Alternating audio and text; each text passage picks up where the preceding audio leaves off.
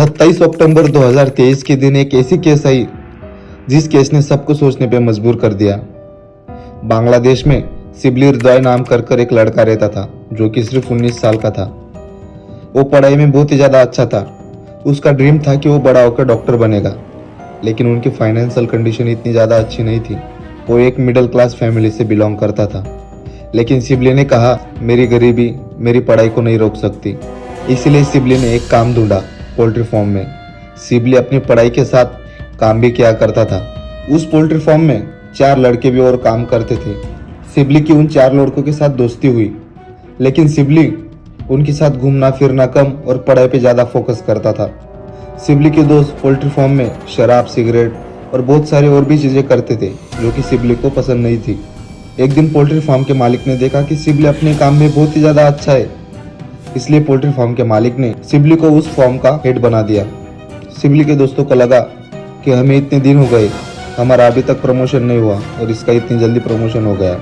शिबली हमेशा कहता था उनके दोस्तों को यहाँ शराब सिगरेट ये अब नहीं चलेगी, और इस छोटी सी बात पे शिबली और उसके दोस्तों की लड़ाई हो गई। शिबली के दोस्तों के मन में आया ये कल तक तो अच्छा था, आज ये ऐसा क्यों करने लगा। लेकिन शिबली जो भी कुछ कर रहा था वो अच्छा कर रहा था। शिबली के फ्रेंड्स के मन में कहीं ना कहीं उसके लिए हेट था, उसके लिए दुश्मनी थी। तो फिर शिबली के फ्रेंड्स ने एक प्लानिंग की कि हम सब मिलके उसको किडनैप करते हैं और शिबली की फैमिली से पैसों की डिमांड करते हैं। तो फिर उन्होंने वैसा ही किया। 2 अक्टूबर को उसको किडनैप किया और किडनैप करने के बाद शिबली की फैमिली को कॉल किया और उसके बाद में 15 लाख टका यानी कि 15 लाख रुपीस, बांग्लादेश की करेंसी को टका बोलते हैं, 15 लाख टका उससे डिमांड की। और मैंने आपको पहले ही बताया शिबली की फाइनेंशियल कंडीशन इतनी अच्छी नहीं थी, तो फिर शिबली के मॉम डैड ने उतने पैसों के लिए ना बोल दिया। फिर शिबली के फ्रेंड्स ने एक और डिमांड की। उन्होंने कहा कि 2 लाख टके यानी कि 2 लाख रुपीस। शिबली के मॉम डैड जो थे उनका वो एकलौता बेटा था, इसलिए उन्होंने इधर उधर से 2 लाख टके जमा किए। उसके बाद में किडनैपर्स को फ़ोन किया। शिबली का पापा बहुत ही ज़्यादा खुश था। उसको लगा था कि अगर ये पैसे मैं उनको दे दूंगा तो मेरा बेटा वापस घर आ जाएगा। और ये सारी प्रोसेस में 7 दिन गुजर चुके थे। 7 दिन से उनके फ्रेंड्स ने उसको बांध कर रखा था। तो फिर शिबली के फ्रेंड्स शिबली के फादर्स को एक जगह पे बुलाते 2 लाख रुपए लेकर। शिबली के फादर ने भी वैसा ही किया। वो 2 लाख टके लेकर उनके पास गया। फिर उनको कहा कि मेरा बेटा कहाँ है। फिर वो किडनैपर्स ने कहा कि तुम्हारा बेटा घर पे तुम्हारे पहुंचने से पहले आ जाएगा, तुम घर पे जाओ। शिबली के फादर ने भी यही सोच लिया कि चलो भाई ये तो कह रहे अब तो मेरा बेटा घर आ जाएगा, लेकिन वैसा हुआ नहीं। शिबली का फादर जब घर आया तो उसने देखा कि घर पे कोई भी नहीं है, उसका बेटा अभी तक नहीं आया था। शिबली के मोम डैड बहुत ही ज्यादा टेंशन में आ जाते और फिर से उस किडनैपर को कॉल करते और कहते हैं कि मेरा बेटा अभी तक घर क्यों नहीं आया। तो वो किडनैपर उनसे कहते हैं कि तुम्हारा बेटा 1-2 दिन में तुम्हारे घर पे आ जाएगा, तुम रिलैक्स रहो।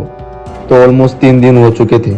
10 तारीख आ गई, लेकिन 10 तारीख तक भी शिबली घर वापस नहीं आया। तो शिबली के मोम डैड ने पुलिस केस की, जो कि बहुत पहले कर देनी चाहिए थी। लेकिन शिबली के फादर ने इसलिए कंप्लेंट नहीं की थी क्योंकि किडनैपर्स लगातार उनको धमकियां देते जा रहे थे कि अगर तुमने पुलिस केस की या पुलिस के पास गए तो हम शिबली को मार देंगे। इस डर से शिबली के मोम डैड ने पुलिस केस नहीं की थी। बहुत ही ज़्यादा दिन गुजर चुके थे, इसलिए उन्होंने डिसाइड किया कि हम अब पुलिस के पास जाते हैं। वो लोग पुलिस के पास गए। जब पुलिस केस की तो पुलिस की जांच में 3 किडनैपर को पकड़ लिया गया और पूछा कि शिबली अब कहाँ है। तो उन किडनैपर्स ने कहा कि हमने शिबली को मार डाला है। जब पुलिस वालों ने उन किडनैपर्स को पूछा कि शिबली की बॉडी किधर है, तो वो किडनैपर्स लेके गए एक जंगल में। जंगल में पुलिस वालों ने जब जाकर देखा तो वहाँ पे एक खाना पकाने का बर्तन रखा था और शिबली की बॉडी नहीं, शिबली की हड्डियाँ उधर पड़ी थी। जब पुलिस वालों ने पूछा कि शिबली की बॉडी किधर है, 6-7 दिन में बॉडी डिकम्पोज नहीं होती, तो किडनैपर्स ने कहा कि हम उसको पका कर खा गए। जी हाँ।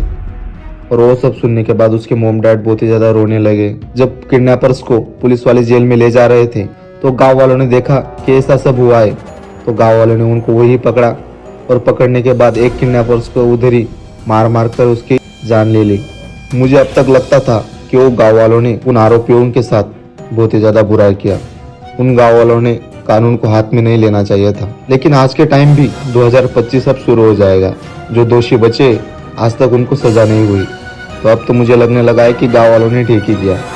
और हाँ, ये कोई अकेली स्टोरी नहीं है, बहुत सारी स्टोरियाँ ऐसे हो चुकी है। अगर आपको ये वीडियो पसंद आया तो चैनल को सब्सक्राइब जरूर कर लेना।